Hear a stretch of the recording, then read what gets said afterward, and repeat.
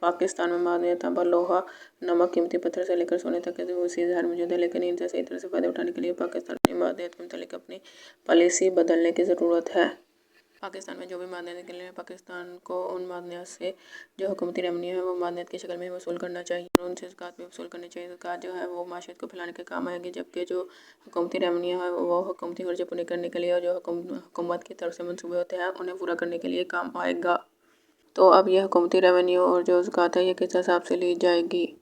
तो एक दिन में मादनियात की जो भी मकदार निकले उस कुल मकदार का 10वां हिस्सा जो है 10वां हिस्सा जो है वो ज़कात के तौर पर लिया जाएगा और उस कुल मकदार का 5वां हिस्सा जो है वो हुकूमती रेवेन्यू के तौर पर लिया जाएगा।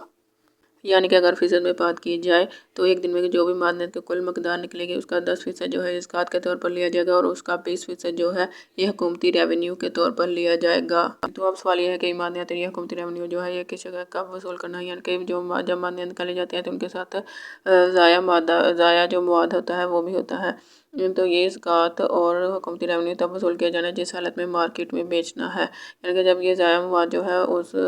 मादनियात से अलग कर लिया जाएगा। मादनियात जब जो है सही हालत में आ जाएंगे और जिस हालत में मादनियात को मार्केट में बेचना है उस हालत में जो है ज़कात और हुकूमती रेवेन्यू जो है वो वसूल किया जाएगा।